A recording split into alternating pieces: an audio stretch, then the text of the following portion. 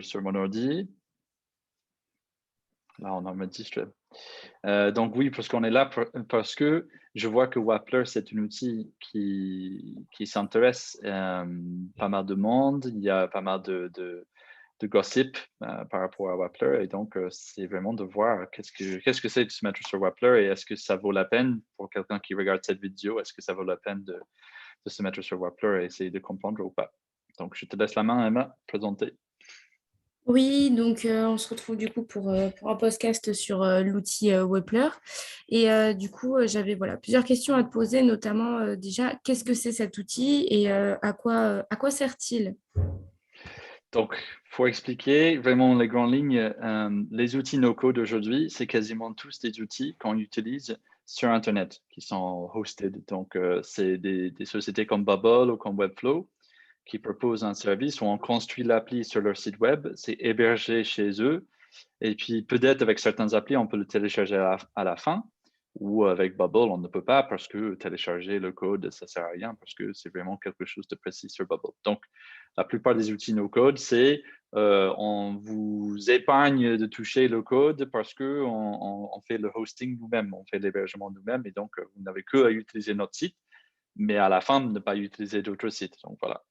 À l'époque, il y a longtemps, tout au début du monde de construction de site web, il y avait un outil qui s'appelait Dreamweaver. C'était Adobe, si je ne me trompe pas.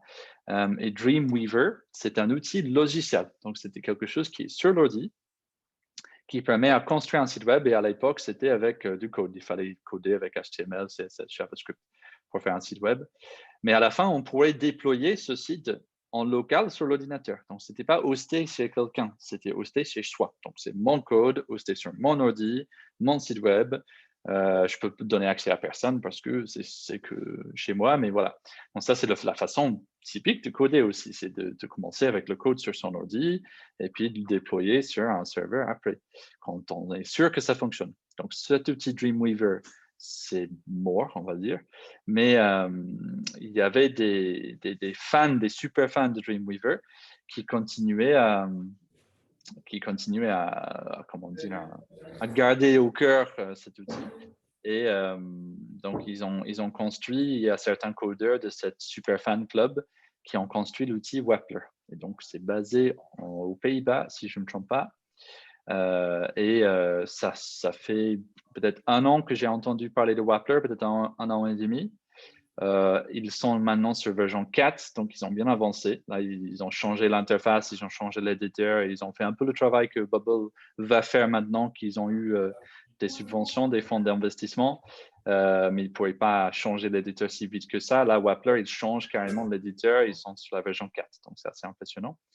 Et en fait, c'est un outil comme Dreamweaver qui permet d'écrire le code et voir en local qu'est-ce que ça donne, mais qu'ils ont des modules un peu dans du monde no-code où on peut drag and drop les choses sur l'écran et que le code est généré automatiquement. Donc, on peut toucher au code si on veut, et souvent avec Wappler, on a besoin, mais on n'est pas obligé. On a des étapes qui sont juste un éditeur visuel, comme avec les outils no-code d'aujourd'hui.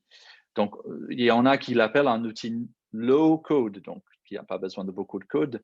Je dirais que ça a besoin de connaissances en code. On a besoin de connaissances de l'hébergement avec un serveur, avec des pros d'entrée, avec la base de données que nous on créé, on choisit entre les différents types de bases de données qui existent.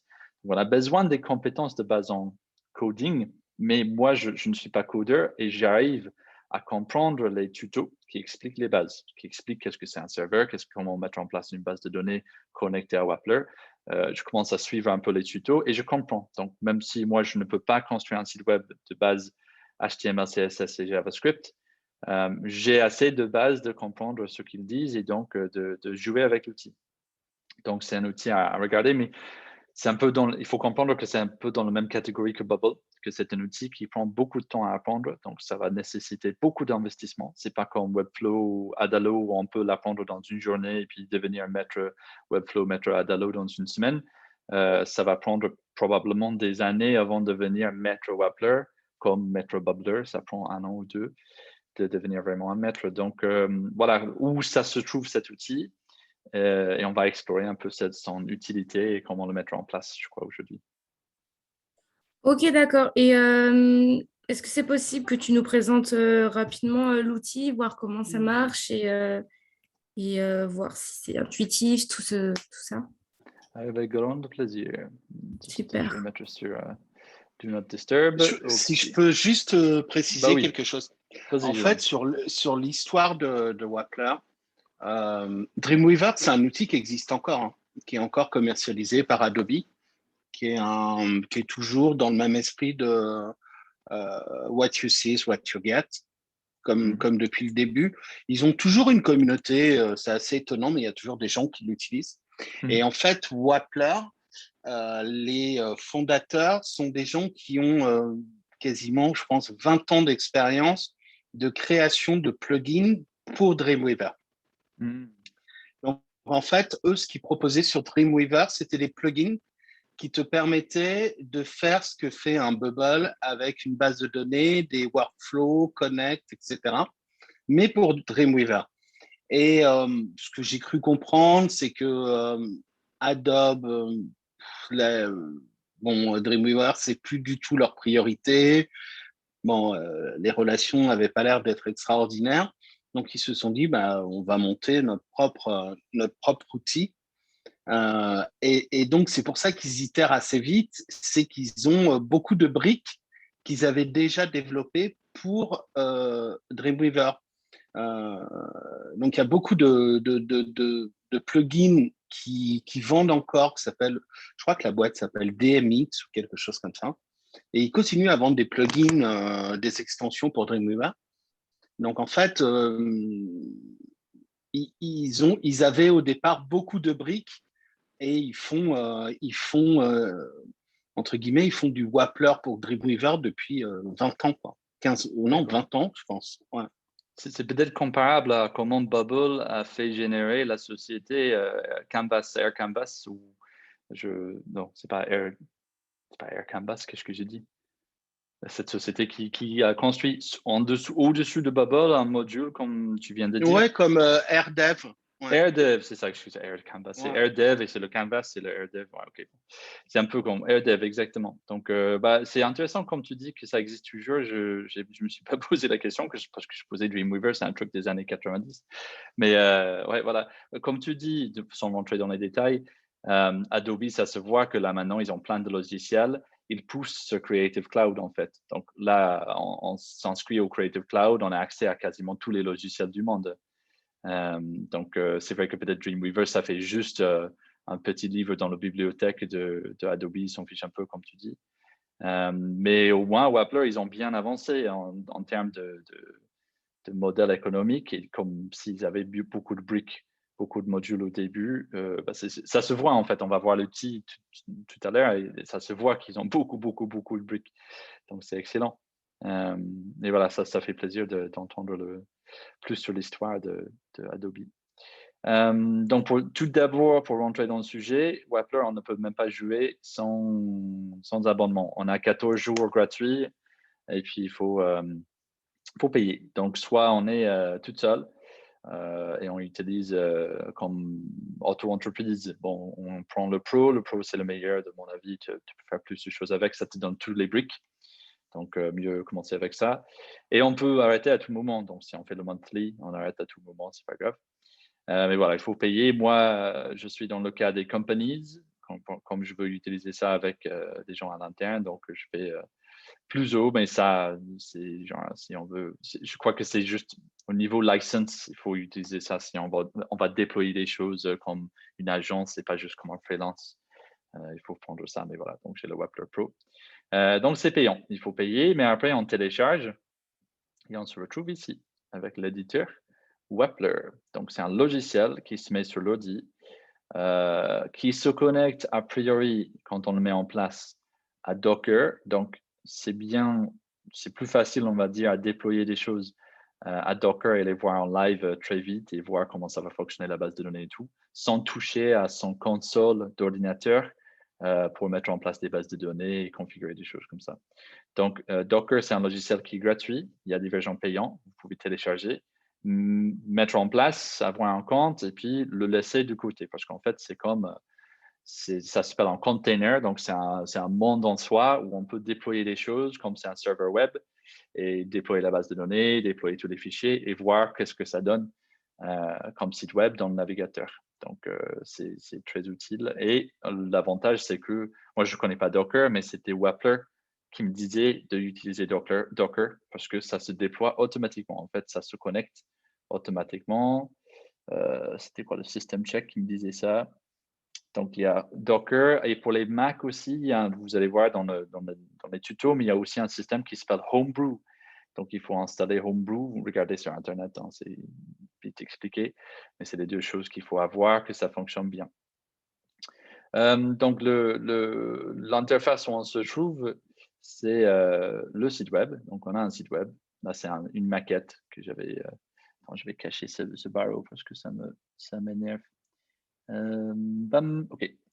Donc, là, c'est une site web maquette, un site web maquette qui est mis en place par Wappler. Donc, c'est super pour commencer d'avoir des maquettes parce que ça montre c'est un peu comme Bubble, Webflow, tous les autres où on a des objets qu'on peut mettre sur la page et les objets, ça vient de, je ne sais plus où, ça vient de, je suis vraiment pas doué avec cet outil, hein. Je bidouille comme tout le monde.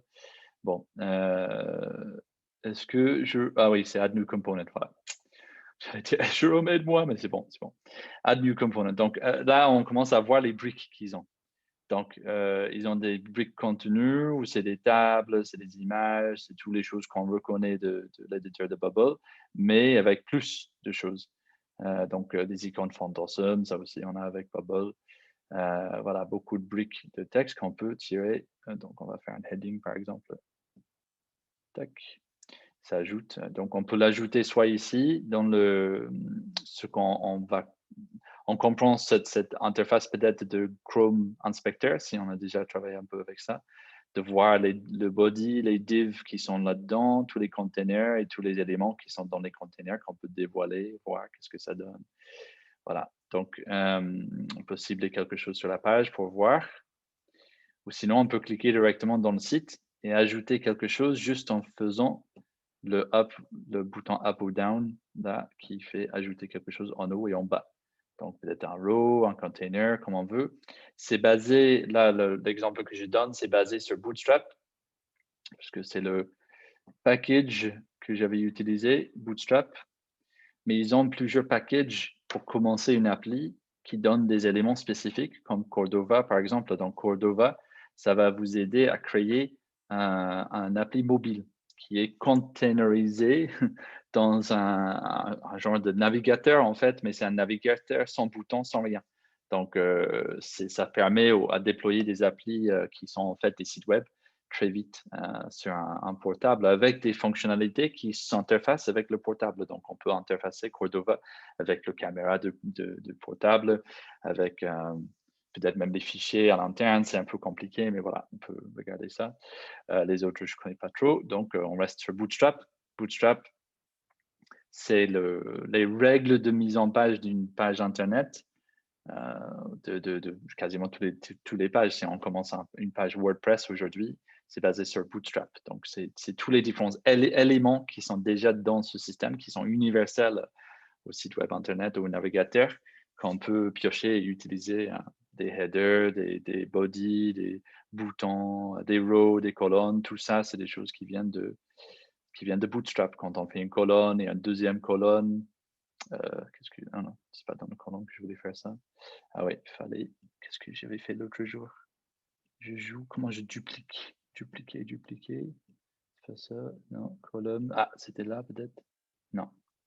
Comment je duplique? Ah voilà, dupliquer. Dupliquer quelque chose. Donc, avec Bootstrap, on a les marges internes, excuse-moi, le padding interne, le marge externe.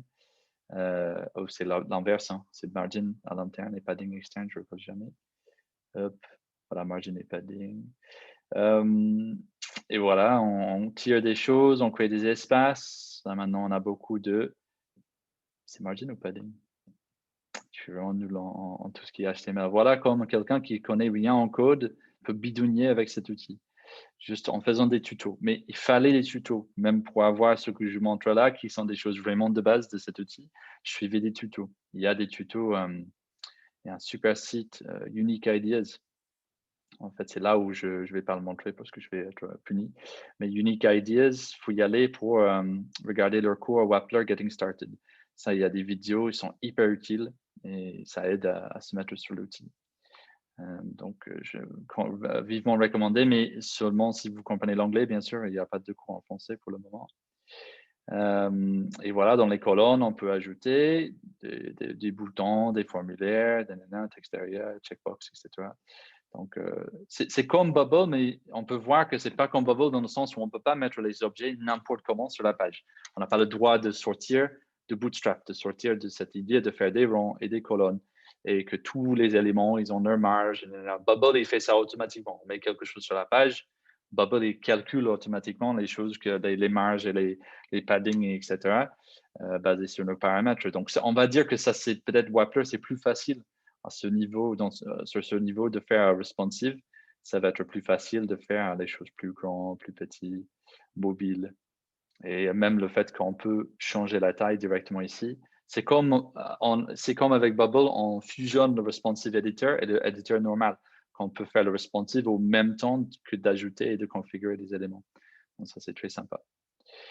Voilà, après, on a des properties. Donc ça, c'est tous les properties qu'on peut trouver aussi avec Google Inspector, Chrome Inspector, qui va nous aider. Et puis, et je ne vais pas rentrer dans les détails de cette partie, mais il y a des workflows.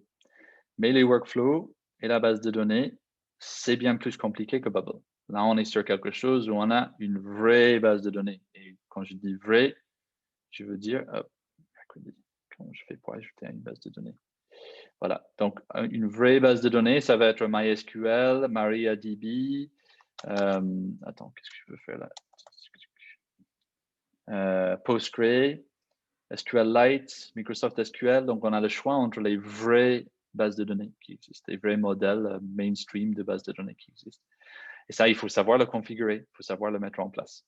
Donc, ça, un petit tuto, et puis voilà, c'est parti. Mais au même temps, quand on accède aux bases de données avec des workflows, ça devient quelque chose d'un peu complexe aussi. On a carrément le JavaScript, le JSON, les appels vers la base de données de base, de brute, on va dire, où il faut qu'on définisse les choses qu'on veut piocher, où on fait database connector. C'est où le database connector?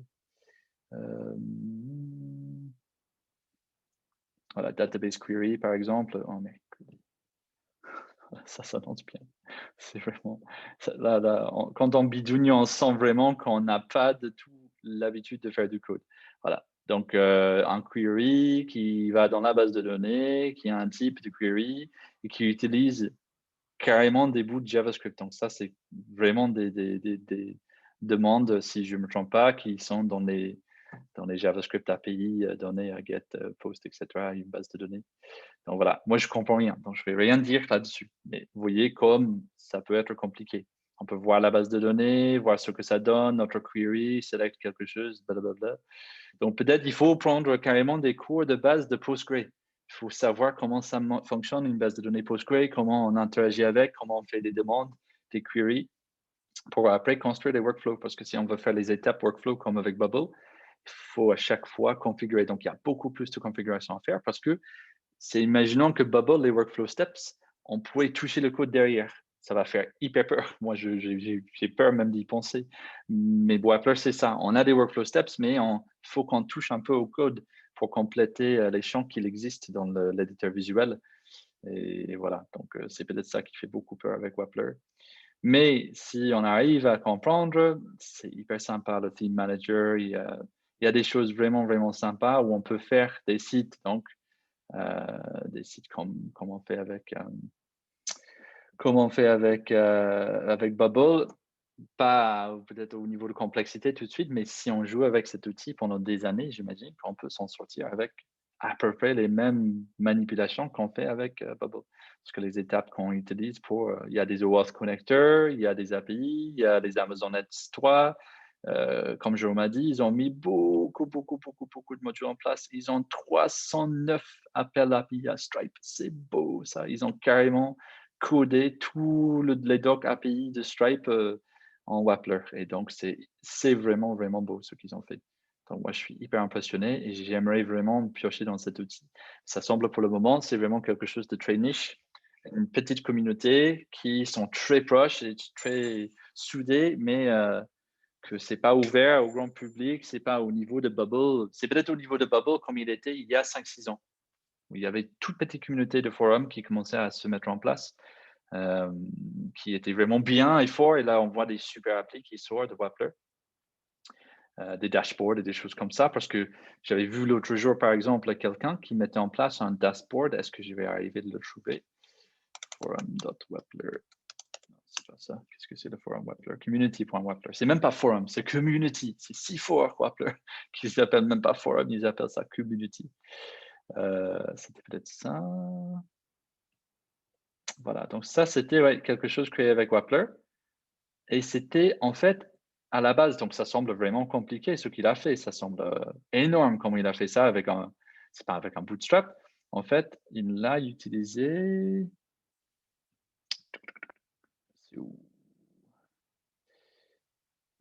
C'était une maquette en fait. C'est une maquette comme on peut imaginer d'acheter pour WordPress. Donc c'était une maquette, mais avec du code. Donc c'était une maquette HTML, JavaScript et CSS déjà en place. C'était peut-être ça, je sais pas. Qui quelqu'un a dit, en fait, je connais, voilà, c'est ça.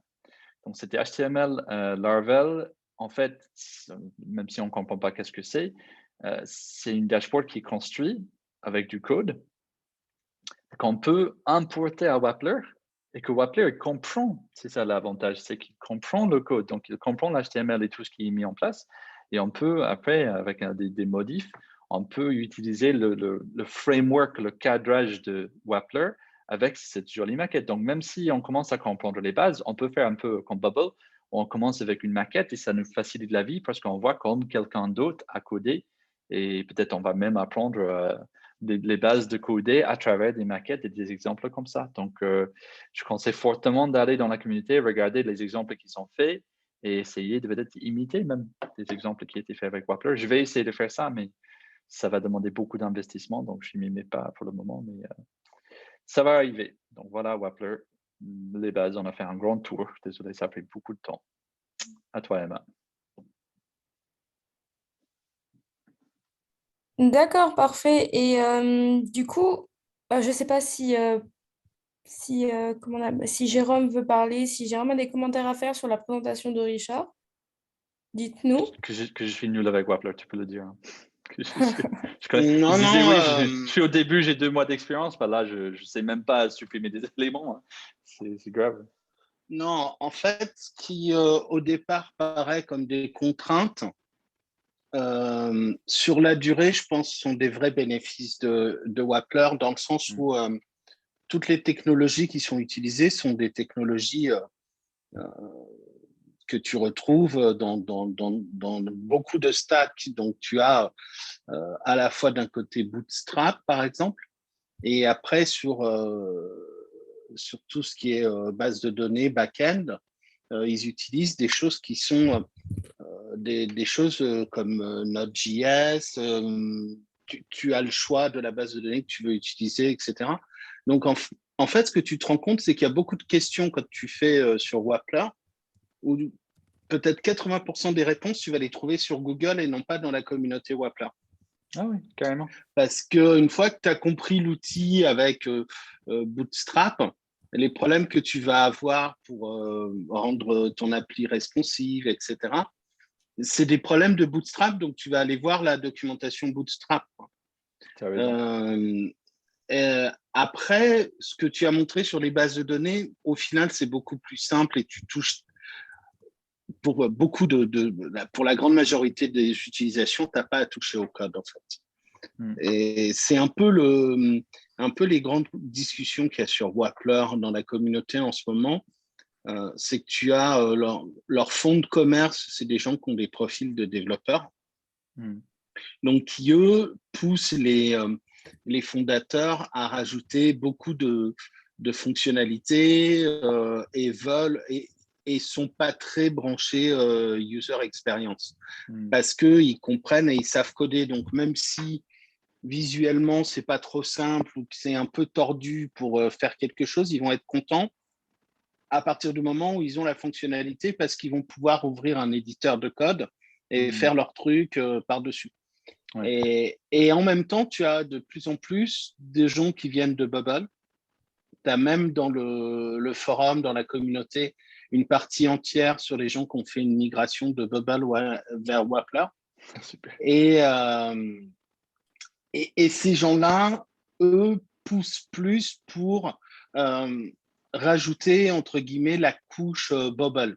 Avec, aujourd'hui, c'est pas très compliqué de faire une query dans ta base de données. C'est même pas compliqué du tout de déployer, etc. C'est juste des clics. Tu fais beaucoup de clics, mais tu as pas de code à écrire. Bon, ils ont vraiment simplifié énormément de choses. Mais aujourd'hui, ils en sont à... Je pense qu'ils ont tout pour que tu puisses faire des choses beaucoup plus puissantes que sur Bubble. Mais il manque pour des utilisateurs type Bubble, ou en tout cas vraiment le très grand public, il manque vraiment une couche avec la logique de Bubble, si tu fais ci, se passe ça, etc. Après, je ne sais pas si eux veulent vraiment, s'ils ont vraiment comme target ce type d'utilisateur. Moi, ce que j'ai pu voir, les gens avec qui j'ai pu parler qui viennent de Bubble, c'est pas des utilisateurs Bubble, comment dire, tu sais, des gens qui vont faire une formation Bubble pendant 3 semaines pour faire une petite app en side project et qui ont aucun background de startup ou quoi que ce soit, quoi. Les gens qui ont switché de Bubble vers Wappler, c'était vraiment des power users sur Bubble. Ouais. Et qui ont des vraies apps en production avec vraiment des utilisateurs et qui ont des revenus, etc. Et qui n'en pouvaient plus des limitations de Bubble qu'on connaît. Quand tu arrives quand même à un certain volume ou à une certaine complexité, tu as quand même des vraies lenteurs. Le coût, parce que sur Wappler, tu payes 60$ par mois, mais tu peux avoir 200 applications que tu développes en même temps sur Wappler, puisque derrière, tu les héberges où tu as envie de les héberger. Et en termes d'hébergement, sur des petites applications simples, tu vois, sur Amazon ou DigitalOcean, où ça paraît des grands mots, mais en même temps, le deploy sur Amazon de ton Docker, c'est 3 clics dans Wappler. Ouais. Exact. Et après, une fois que tu es chez Amazon avec ton deploy de base, ton application va marcher. Le jour où tu vas générer du revenu, avoir de la traction, et ben, l'avantage, c'est que c'est deploy sur Amazon, donc tu vas pouvoir prendre un freelance ou embaucher un DevOps qui va pouvoir te rajouter les couches pour scaler pour la performance. Et le coût n'a rien à voir avec le coût d'un Bubble. Là, il y a des gens qui viennent de Bubble, qui sont passés sur Wappler, qui étaient des gens à plus de 3-4 000$ par mois chez Bubble. Ouais, exact. Parce qu'il faut se rappeler que le serveur privé Bubble, ça commence à 2 000$ par mois. Voilà, et que tu rajoutes, je ne sais plus comment ils appellent ça, tu sais, ils te font rajouter des capacities. Mais c'est des gens qui rajoutaient des capacités, mais qui ne voyaient pas tellement la différence au final. Ouais. Donc, qui se retrouvaient avec des factures chez Bubble impressionnantes et qui ont été un peu lassés du fait que je pense que beaucoup d'utilisateurs de Power User se sont sentis un petit peu délaissés par Bubble, qui avaient plutôt tendance à targeter des gens sur des side projects et plus des casual users. Ouais. Qu'ils ont raison. Et là tu me fais, donc tu m'inspires là. C'est vraiment une bonne explication. De mon côté, je suis entièrement d'accord avec toi. Par contre, je vois en fait d'une agence du coup où j'ai des clients, je vois déjà des types de clients qui va coller à un certain type d'outil. Donc là, j'ai des prototypes, des personnes qui me demandent des prototypes, des MVP, qui comptent en fait à lever des fonds et après aller demander à une agence à coder ça en HTML, CSS, etc. Mais ils ont besoin de quelque chose à montrer à la banque. Donc, ils veulent un bubbler, quelques semaines, ils sortent quelque chose pour quelques milliers, pas un grand investissement pour avoir 100 000 de la banque ou 100 000 des plans investisseurs privés. Donc, Bubble, pour moi, c'est toujours un outil pour, comme tu disais, les side projects ou des entrepreneurs qui viennent se lancer. Mais la grosse question, c'était toujours, est-ce que c'est vraiment bien de compter rester avec Bubble jusqu'à un autre niveau, genre à des centaines de milliers d'utilisateurs? Et la réponse est très souvent non. Sauf si on a vraiment conçu une super base de données et que l'utilisation de l'appli, c'est pas trop d'échange entre la base de données et le front-end. Parce que comme ça, si on arrive à 100 000 utilisateurs avec des millions de données dans la base de données, c'est mort si on n'a pas les bons. Si on ne peut pas éviter de faire les filtres front-end de Bubble et la conception, ça a ses limites chez Bubble aussi. Donc, moi, quand j'ai un client qui me demande, oui, un jour, je veux aller jusqu'à 1 million d'utilisateurs, il faut peut-être penser à quelque chose comme Wappler plutôt parce qu'on peut l'héberger chez Amazon, comme tu as dit. Et là, c'est du code. Donc, on peut aller, c'est vraiment juste les interactions qui nécessitent un serveur qui est plus fort. Et donc, on va ajouter de la mémoire vive, on va ajouter des processeurs et on va le faire à notre façon. On n'est pas contraint de Bubble et on va arriver à quelque chose qui est peut-être un dixième de prix de l'hébergement Bubble. Et oui, si ça plante, c'est à nous de faire quelque chose et c'est à nous de rentrer dans le code et voir pourquoi quelque chose ne fonctionne plus. Ça va peut-être être plus difficile à débugger, mais comme tu as dit, justement, on peut demander à n'importe qui, des millions de codeurs dans le monde, à venir débugger notre appli parce que c'est écrit en HTML, CSS et JavaScript. Donc, il n'y a pas de souci. Mais si le Bubble bug, on va demander dans la communauté de peut-être des milliers seulement d'utilisateurs Bubble qui sont si bien compétents qui peuvent rentrer dans n'importe quelle appli et comprendre ce que la personne a fait. Et des fois, en fait, moi, j'ai des applis Bubble. J'ai une appli là maintenant, LearnBook. Je travaille avec Tara, qui est bubbleuse, si on peut le dire. Et elle voit des choses que moi, j'avais fait. Et quand tu fais une appli toute seule, tu fais un peu comme tu ranges ta chambre quand tu es ado. Tu le fais à ta façon et personne ne peut comprendre comment tu as rangé ta chambre. Et donc, si tu as quelqu'un qui essaie de vivre dans ta chambre, ils vont pas, comment tu arranges ton frigo, c'est un peu comme ça. Donc, est-ce que tu labelles des choses ou pas?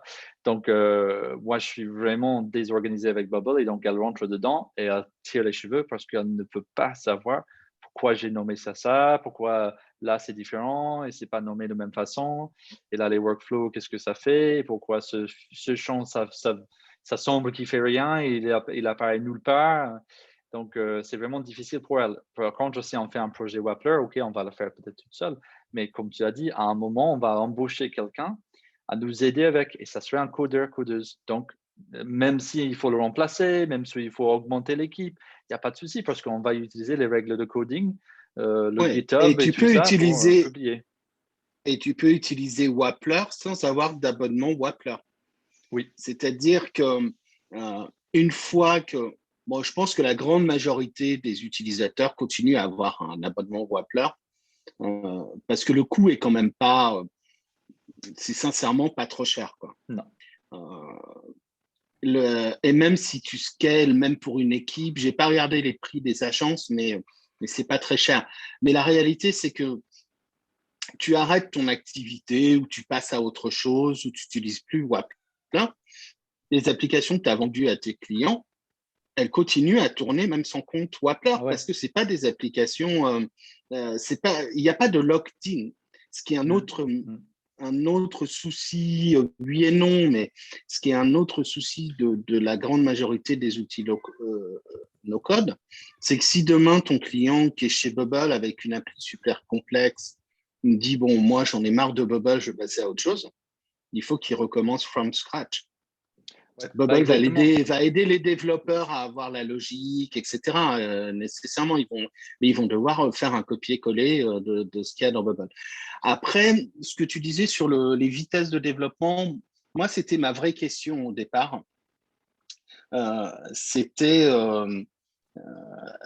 ce qui, pour deux personnes qui ont le même niveau de compétences sur Bubble ou sur Wappler, pour réaliser la même chose, quel est est-ce qu'il y a une différence en termes de temps de livraison? Moi, c'était ma vraie question. Et j'avais un peu au départ la même impression que toi, que ce qui prenait 10 minutes sur Bubble allait prendre 1 heure sur Wappler. Ce qui enlevait l'avantage de Wappler sur du développement de MVP, comme beaucoup d'agences le font sur Bubble, en 3 semaines, 1 mois, avec quelque chose qui fonctionne, comme tu dis, qui permet d'aller voir les premiers investisseurs ou de la love money en leur montrant qu'ils ont une idée et qu'ils savent un peu où ils vont. Un MVP ou un mini MVP. Et en fait, après avoir communiqué avec pas mal d'anciens de gens qui viennent de Bubble, qui pour certains ont toujours des applis qui tournent sur Bubble et utilisent les 2 outils, tout s'explique que le ratio, il est de 1 à 1, qui vont aussi vite sur Wappler que sur Bubble. Il y a des choses qui sont un peu plus longues. Bon, ça, moi, c'est des feedbacks que je ne peux pas avoir à titre personnel, parce que je ne suis pas du tout à ce niveau-là de compétences. Mais il t'explique que quand tu as le même niveau de compétence sur Bubble ou sur Wappler, il y a des choses qui vont aller beaucoup plus vite sur Bubble. Par exemple, tout le process de signing, sign-up, qui est plus ou moins déjà préconfiguré dans Bubble. C'est 3 clics pour mettre en place ton process. Sur Wappler, ils ont commencé à l'automatiser, mais comme ils ont toujours ce dilemme de se dire, ils rajoutent des choses, mais ils veulent laisser la liberté aux utilisateurs de faire ce qu'ils veulent et le flow qu'ils veulent. Donc, ils ne veulent pas te bloquer avec un process de signing, sign-up. Donc, ils ont rajouté des choses pour t'aider à aller plus vite. Mais un signing, sign-up, c'est évident que 2 personnes avec les mêmes compétences vont aller plus vite dans Bubble parce que les choses sont déjà préconfigurées. En revanche, le temps que peut-être tu vas, entre guillemets, perdre sur le signing, sign-up, tu vas le gagner sur le côté responsive. Ouais. Parce que dans Bubble, même les gens qui t'expliquent, qui masterisent l'outil responsive, quand tu les vois bidouiller, c'est vraiment bidouiller, c'est du bricolage. Même des gens qui t'expliquent qu'ils sont ultra balèzes, qu'ils ont tout compris. Si t'as pas mis en place tes colonnes et tes trucs de façon ultra stricte dès le départ, ça peut devenir un enfer sur Terre qui va te prendre des journées. Parce que ce que tu vas fixer d'un côté va casser de l'autre. Bon, l'outil, et c'est ce que tu disais tout à l'heure, tu as énormément de liberté dans Bubble pour positionner les éléments, mais c'est entre guillemets au détriment de la rapidité pour rendre responsive. Après, moi, c'est un avis personnel, mais même des gens qu'on connaît tous, qui sont soi-disant les professionnels du responsive dans Bubble et qui en font des formations sur le design, quand tu vois leur façon de rendre les applications responsives dans les tutoriels, on n'est pas loin du tâtonnement dans 80% des cas, quoi. Dans Wappler, c'est vraiment les règles de Bootstrap qui est construit mobile first. Donc, c'est beaucoup plus rapide avec le système de rows et de colonnes de Bootstrap. Donc, là-dessus, je pense que, après, moi, je n'ai pas le retour personnel pour en parler, mais tous les gens avec qui j'en ai parlé, qui avaient un bon niveau dans Bubble, ce que tu appelles Master Bubbler, qui ont atteint un niveau du même type dans Wappler, t'expliquent que les choses vont aussi vite d'un côté que de l'autre. Bah, je me demande pour Nigel. Après, parce que lui, il est Master Bubbler, ouais, il est voilà. coder, et là, il s'est mis depuis 1 an. C'est lui qui m'a fait découvrir Wappler parce que quelqu'un l'a accusé de nous abandonner pour Wappler il y a 1 an et demi. Donc, j'avais découvert à travers lui. D'accord, ok. Et ils ont dit quoi? C'est quoi son analyse de Wappler? Il faut que je le contacte parce que j'en ai jamais parlé directement avec elle. J'ai parlé sur le forum plusieurs fois avec lui sur des problématiques, mais j'en ai pas parlé directement. Je l'avais mis un petit clin d'œil l'autre jour, genre ah Nigel, tu es toujours avec nous. Je pensais que tu étais 100% sur Wappler.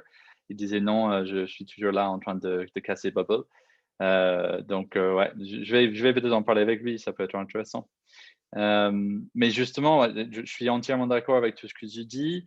Le responsive editor, je sais pas, le responsive, c'est vrai qu'on peut le maîtriser. Un des désavantages, c'est que tu peux jamais savoir si ça va bien montrer en dehors de Chrome et Safari. Est-ce que ça va bien se montrer si quelqu'un est toujours sur Internet Explorer ou si il utilise Opera ou voilà, parce que Bubble, c'est pas Bootstrap, c'est pas compatible et c'est pas reconnu par tous les navigateurs du monde. Bootstrap en sort quelque chose et ça va fonctionner sur tous les différents navigateurs possibles du monde. Donc, comme c'est au code source, et que on peut, pour moi, les points principaux, c'est exactement comme tu as dit. Tu livres quelque chose à un client et tu dis, c'est à toi maintenant. Tu veux me larguer, tu peux, parce que tu peux prendre n'importe quelle agence du monde, tu peux aller en Inde si tu veux, et tu vas trouver des codeurs qui vont comprendre ce que j'avais fait avec Wappler. Et en plus, le plus important, c'est que j'ai plusieurs projets qui me demandent, en fait, mes données, ils sont stockées où? Et je dis, chez Amazon, à Oregon, je crois, aux États-Unis. Désolé, j'ai pas un serveur privé et je ne peux pas vous donner voilà, où il faut externaliser la base de données, faire quelque chose en France et connecter Bubble à une base de données externe. Avec Wappler, on développe quelque chose et même une société d'assurance ou une banque qui va dire, en fait, on va l'héberger chez nous parce qu'on n'a jamais des applis qui sont hébergées dans un autre Ou endroit et il n'y a pas de dans le connexion API. médical, des gens qui ont besoin Ah oui. d'être HIPAA compliant ou Ah données oui. santé, avec Wappler, ils peuvent, en fonction des outils qu'ils choisissent chez Amazon ou ailleurs, faire des applications dans le domaine de la santé, Ah oui, téléconsultation. en plus, voilà, tu touches à quelque chose d'hyper important. Moi, aujourd'hui, si quelqu'un me dit, en fait, la sécurisation des données avec Bubble, comment tu peux le garantir? Je dis, c'est plutôt Bubble qui le garantit. Moi, je mets en place des privacy rules. On peut faire un contrat, mais je suis pas expert non plus. Et je ne peux même pas faire appel à un consultant ou un expert en security pour dire, j'en avais rencontré, il connaît pas Bubble. Donc, si tu as une médicale et ils disent on a beaucoup de normes, on a des ISO, qu'est-ce qu'on va faire? On dit on prend un consultant, il va venir regarder le code, il va nous dire où il y a des problèmes. Donc, on peut prendre n'importe quel consultant du monde, même si c'est développé avec Wappler. N'importe qui peut aller voir le code et nous dire où il y a des faillites. Donc, c'est un gros avantage aussi. Mais c'est pour ça que je dis que Bubble, de mon avis, c'est pas créé pour des, entre guillemets, vraies applis qui vont s'installer dans une société pour 10 ans et qui vont faire partie d'une société.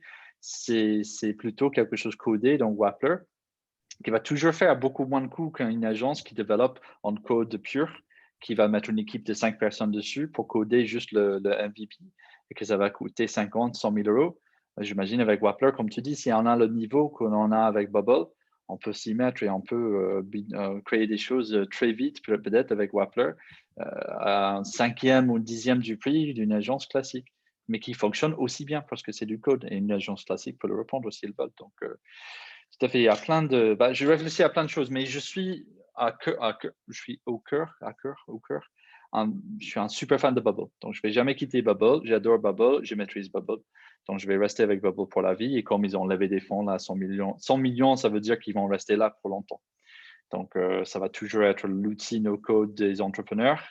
Et eux, il faut se rappeler que Bubble, ils disent comment dire, le mantra de Bubble, la phrase commerciale de Bubble, c'est vous n'avez plus besoin de partenaires technologiques. Donc, même s'ils ont cet écosystème d'agences et de freelance et de développeurs, à la base, c'est comment dire, campagne marketing commerciale, c'est vous êtes entrepreneur, vous avez une idée, vous le faites tout seul. Vous en fichez des partenaires technologiques. Donc, même s'ils nous promouvoient d'un côté, d'un autre côté, ils disent, en fait, vous n'avez pas besoin. Et j'ai vu cet effet aussi. J'avais une appli proto. La personne a voulu nous garder comme développeur. Et à la fin, il me disait, non, en fait, j'ai commencé à bidouiller un peu avec Bubble et je l'aime bien. Donc, je vais juste reprendre l'appli que tu m'as fait et je vais continuer toute seule. Donc, ça peut arriver aussi. Donc, peut-être on va devenir agence de développement prototype avec Bubble et agence développement site web béton avec Wappler. Moi, je peux imaginer notre agence aller dans cette direction-là, que j'ai un maître ou une maîtresse Wappler et une maître Bubble, c'est moi et mes collègues qui sont maîtres Bubble. Donc, 2 équipes peut-être. Moi, je ne crois pas que moi, je ne vais jamais être maître Wappler. Je peux faire soutenir quelqu'un de devenir maître Wappler et moi, je reste maître Bubble et on a une équipe Wappler, une équipe Bubble. Et on fait des applis différents, on fait des clients différents, on fait des contrats différents avec des différents besoins. Donc, moi, donc, pour répondre à ta question, Emma, que tu voulais nous poser depuis tout à l'heure, j'imagine, quel est le futur de Wappler et au sein de Dozcorp, qu'est-ce que ça va faire? Mais pour moi, ça serait un silo Wappler avec un silo Bubble et peut-être un silo WordPress et peut-être un silo Adalo, un silo, je sais pas, AppGyver. On peut prendre des experts dans tous les domaines et répondre à tous les besoins, j'espère. Ça répond à ta D'accord. question. Ouais, ok, d'accord. Et tu envisagerais du coup, toi, de travailler pleinement avec cet outil ou de... Je compte à trouver quelqu'un qui peut s'y mettre et qui peut comprendre les tutos, qui peut suivre une formation et dans 1 an ou 2 peut devenir. Donc, j'imagine quelqu'un qui est peut-être, imagine codeur, codeuse qui vient chez nous pour faire des plugins, qui s'intéresse à Wappler et donc je peux consacrer peut-être la moitié de son temps et investir dans cette personne, de les aider à développer avec Wappler pour que dans 6 mois, 1 an, ils commencent à faire des applis pour nous. Mais au même temps, ils font du travail à côté pour nous, classique, coder des plugins pour Bubble, par exemple. Voilà, donc je peux imaginer peut-être comme ça, mais c'est le seul moyen parce qu'il n'y a pas de maître Wappler à embaucher aujourd'hui. Donc, il faut qu'on investisse dans quelqu'un, de les soutenir dans ce développement, qui devienne notre expert ou experte en Wappler, D'accord, à mon avis. ok. Ok, Voilà, très voilà. bien. Ok, ok. Et j'avais une petite question au sujet pour Jérôme. Je voulais savoir si du coup vous utilisiez l'outil et si vous aviez des projets en cours sur cet outil.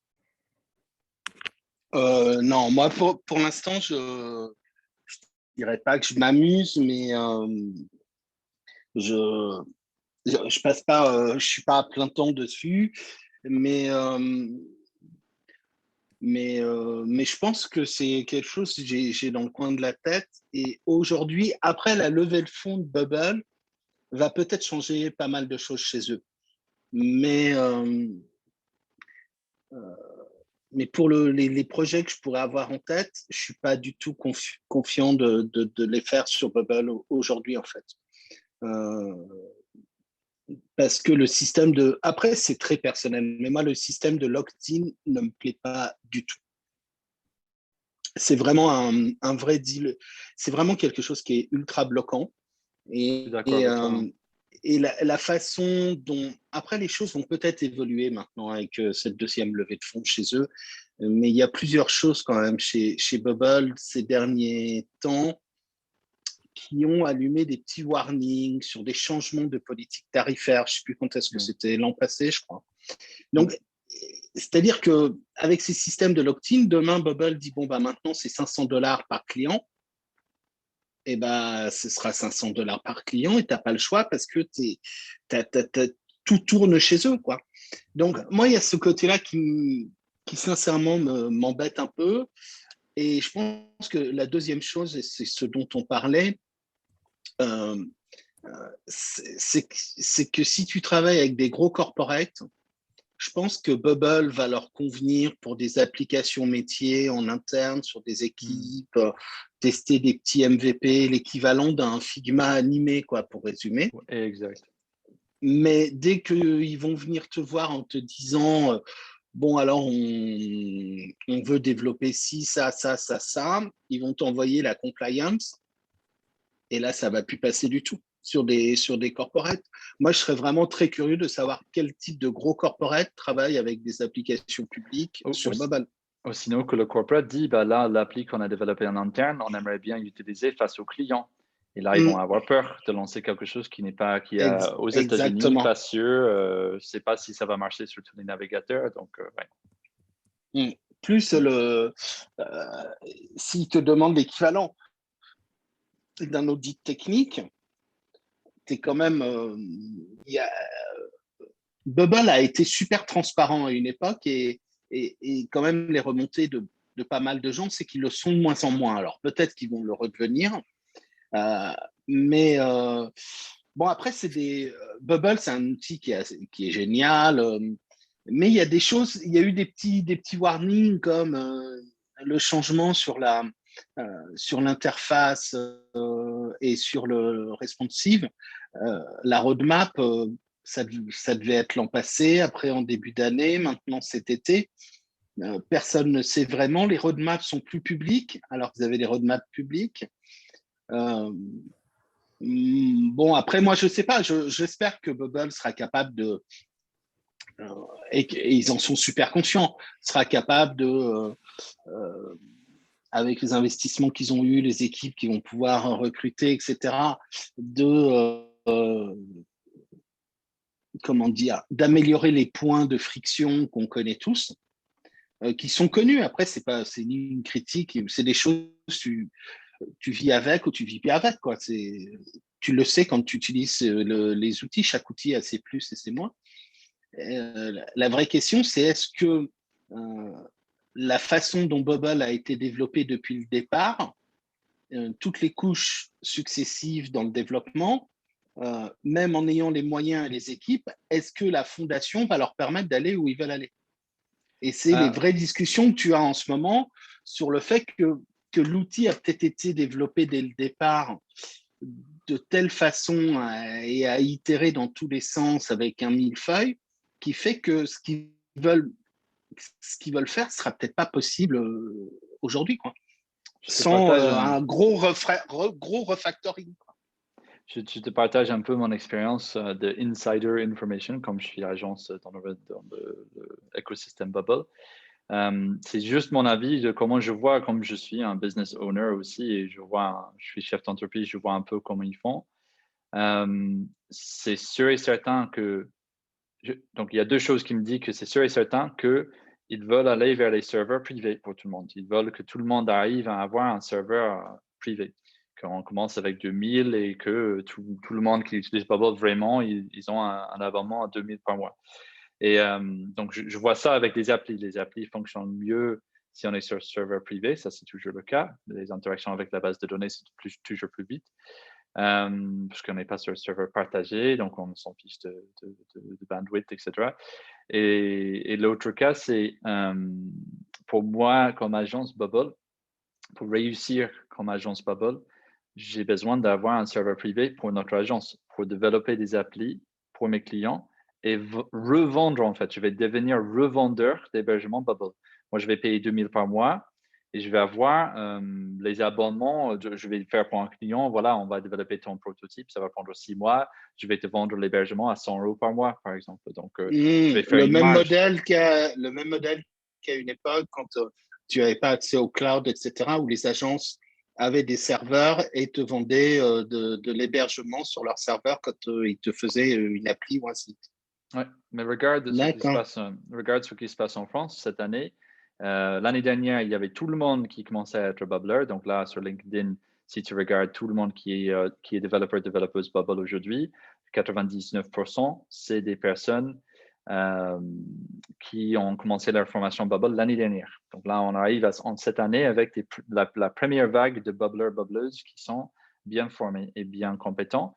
Et il y a beaucoup d'agences qui s'appareillent partout et qui embauchent et qui forment. Et donc, pourquoi ils font ça? Parce que, en fait, c'est pas un mine d'or, mais que même l'écosystème Bubble, il y a des appels d'offres tous les jours, 5-6 par jour au minimum, à 5 000, 10 000, 15 000. Et donc, il y a peut-être même des centaines de milliers de dollars qui passent dans le réseau Bubble seulement tous les jours. Et en dehors de ça, on a des clients locaux qui ne connaissent pas le no-code, qui nous demandent est-ce que je peux avoir une appli, je suis entrepreneur, je veux présenter ça à la banque, comme j'avais dit. Et donc, on présente la solution. Donc, on revend encore une fois Bubble à quelqu'un comme la solution. Donc, nous, on est revendeur Bubble en fait.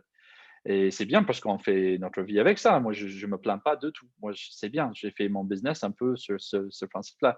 Que je peux dire à quelqu'un, oui, mais tu as une appli, OK, tu avais quoi comme devis? Ah, 100 000 €, mais moi, je peux le faire pour 15. Et donc, c'est vraiment un bon business model pour moi et tous les autres agences en France. Et ça, c'est juste en France. Donc, Bubble, ça explose partout Ouais, dans ça, le c'est monde. le business model Bubble. Moi, je vais te dire sincèrement ce que j'en pense. Je pense que si Bubble arrive à fixer les points dont on parle ensemble, ils ont une avance monstrueuse et ils ont déjà un écosystème extraordinaire. Oui. Mais il faut, pour moi, peut-être que je me trompe, mais je pense qu'il faut vraiment qu'ils fixent les points dont on parle. C'est l'interface graphique et toute la partie responsive. Et deuxièmement, performance ou possibilité de limiter le lock-in et de pouvoir avoir des clients et des applications qui sont dans un univers réglementaire, type santé, bancaire, etc. Une fois qu'ils ont résolu ça, ils ont 10 ans d'avance. Ouais, tout Et à ils fait. ont un écosystème extraordinaire d'intégrateurs, d'agences, etc. Mm. Mais la question, c'est combien de temps ça va prendre. Mais est-ce qu'ils vont aller dans ce sens-là ou pas? Mais Bubble, c'est un outil extraordinaire, mais il faut être conscient de ses limitations. Et Wappler est extraordinaire aussi, mais a aussi plein de limitations, comme on l'a vu. C'est-à-dire que l'interface ne plaira pas à tout le monde. Il faut avoir un peu plus envie d'apprendre des choses qui ont l'air un peu plus rudes au départ. C'est moins fun que Bubble. Ouais. Et il n'y a pas d'écosystème Bubble. Pour moi, ça, c'est le vrai problème aujourd'hui.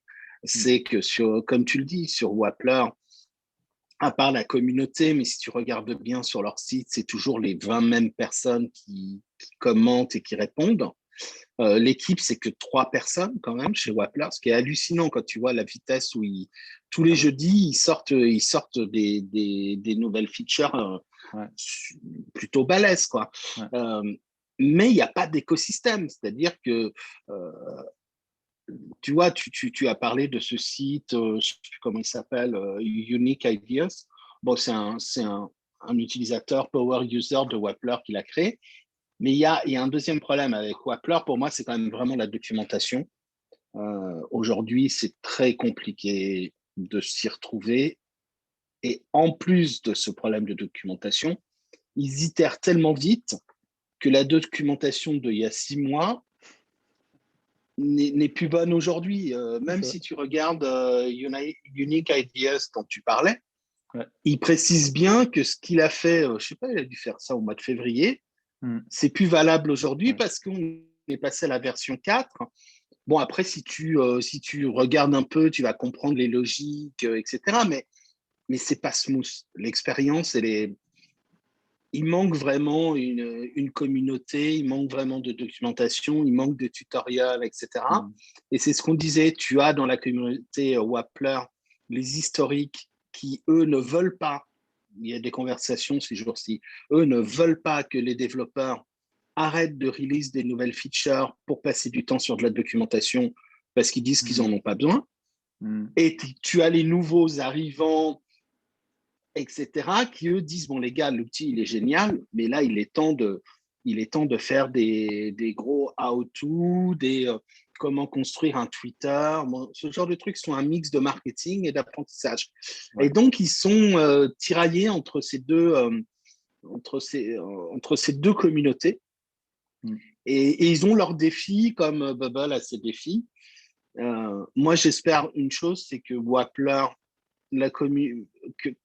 j'espère que les fondateurs vont comprendre que s'ils veulent s'ouvrir à des gens qui viennent du no-code, il va vraiment falloir qu'ils se mettent sur la documentation et qui se mettent dans la peau de gens qui ne sont pas nécessairement au courant de ce que c'est qu'une base de données. Comme Bubble a su le faire.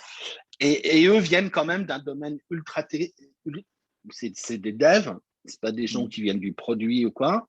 Et ils ont une communauté la plus active et qui les fait vivre, je pense, aujourd'hui, qui, elle, les pousse à pas aller dans ce sens-là parce qu'ils n'en ont pas besoin. Et qu'ils n'ont pas spécial... Et j'ai l'impression que la communauté de base n'a pas spécialement envie de voir arriver des utilisateurs du no-code un peu par égoïsme, en se disant s'il y a des gens qui viennent du no-code, qui comprennent rien et qui ont besoin de tutoriels et de choses comme ça, les fondateurs vont un peu développer moins vite. Donc, nous, on va avoir moins de nouvelles features toutes les semaines comme on est habitué. Et ils vont passer plus de temps à faire du support et ce genre de choses. Ouais, mais ils ont pas le choix en fait. Et c'est toujours la même chose que ça va arriver très vite. Dans ça 12 mois, je crois qu'ils vont être complètement inondés des gens qui piratent en fait cet outil, comme moi ou peut-être comme toi, qui veut bidonnier jouer, mais qui ont vraiment besoin de tutos et d'aide avec ça. Et que quand ils voient des milliers de nos codeurs qui arrivent sur le forum, qui disent oui, on veut payer, mais on veut des tutos, c'est l'argent qui va gagner à la fin. Je suis désolé, même les devs, ils ont besoin de manger. Donc, voilà. Dernier mot, je crois que c'est faut garder un œil sur Wappler. Faut pas lâcher Bubble non plus, mais il faut se diversifier. De mon avis, dans le monde no-code aujourd'hui, il faut connaître un peu de tout et il faut jamais être figé sur un seul outil. Je crois que pour moi, c'est vraiment quelque chose qui n'est pas un bon business model. C'est qu'on est compétent en no-code, on est également compétent en code, on a un peu de compétences de tout et qu'on peut, nous aussi, réagir vite et bouger vers un autre outil si on en a besoin ou si un besoin arrive aussi. Un outil plante parce que ça change aussi, comme tu as dit, Jérôme, Bubble change tout d'un coup, il commence à demander 500 € par personne. Bah, les prototypes sont morts. Moi, je ne vais pas avoir un prototypeur qui veut faire ça à 500 $ par mois, c'est pas possible. Donc, faut garder un œil sur tout. Il faut être prêt à réagir et même quitter un outil pour un autre outil. Il faut rester agile, quoi. C'est mon dernier mot, je crois, parce que là, il faut qu'on finisse notre podcast. Je suis désolé, c'était une super discussion, Jérôme, et merci beaucoup d'être venu. C'était vive et très informatif. Je crois qu'il y aura beaucoup de monde qui vont regarder cette vidéo, qui vont être bien informés dans les choix entre Bubble et Wappler, et j'espère que ça va inciter des personnes à au moins découvrir cet outil dans le période d'essai de 14 jours. J'espère. Et ça va aider aussi à pousser la communauté 7 jours, Wappler à 7 s'ouvrir. jours. 7 jours maintenant, C'est- merde. 7 jours et tout le monde C'est se pas possible. plaint et tout le Ouais. monde leur dit, tout le monde dit aux fondateurs, mais mettez 15 jours, un mois. Et dès que tu dis ça sur le forum où des gens le disent, tu as tous les historiques de Wappler qui sont là depuis 20 ans parce qu'ils les suivent depuis Dreamweaver, qui disent mais non, si c'est un outil tellement génial qu'au bout de 7 jours, si tu n'as pas les moyens de payer 50 $, c'est que tu n'es pas fait pour Wappler. Donc, ils vont perdre ces gens-là. Ils vont perdre. C'est pas possible. ouais, non, je pense qu'ils vont réfléchir cet été. Je pense qu'ils sont en train de réfléchir. Je vais rentrer en contact avec eux parce que j'ai des personnes qui me disent là sur LinkedIn, après que j'avais fait des posts, j'avais des personnes qui me disaient oui, j'aimerais bien apprendre avec toi. Et moi, je disais, ben, en fait, il faut qu'on ait une licence de, je sais pas, moi, si je l'ai dit, je vais former 6 personnes à utiliser Wappler ou ils vont être formés avec moi en même temps. Est-ce qu'on peut avoir un permis à utiliser pendant 2 mois, sachant que ça peut être 6 personnes qui vont acheter l'outil à la fin. Donc, rien n'est perdu. Et en fait, c'est un logiciel. Donc, c'est même pas de l'hébergement, c'est même pas que ça vous coûte quelque chose en hébergement d'outils. C'est un logiciel. Donc, on télécharge, on utilise nous-mêmes. Et puis, après 2 mois, au bout de 2 mois, la licence finit. Donc, j'espère que je peux avoir un deal avec eux et commencer à une communauté Wappler en France, des gens qui veulent s'y mettre et qui ont besoin de 2 mois ou moins pour parcourir les tutos qui existent sur Internet. Et voilà, donc je vais faire mon mieux et on va rester en contact, certainement, Jérôme. Et puis voilà, on verra comment ça va avec évoluer. Plaisir. Merci, Jérôme. Avec plaisir. Mais je pense que ouais, le mot de la fin, c'est que c'est vraiment 2 outils qui peuvent être complémentaires pour des utilisations différentes et qu'on est à un moment assez génial où tous ces outils-là vont évoluer et qu'on va voir un... Je pense que si on se retrouve dans 6 mois, on va avoir plein de choses à se dire qui vont évoluer, que ce soit chez Wappler ou chez Bubble. Ah ouais, donc, c'est assez génial. Ce qui se passe depuis quelques années, c'est assez génial dans ce domaine-là. C'est beau, hein? C'est comme le Wild West, en fait. C'est très beau. Moi, j'aime bien aussi comment ça bouge. Je te laisse finir, Emma. Oui, ben oui. En tout cas, c'était une chouette discussion et merci à toi, Jérôme, et merci à toi, Richard, pour nous avoir parlé de l'outil Wappler. Merci. Merci à tous. Bonne journée. Au revoir. Bonne journée. Au À revoir. bientôt. Au revoir.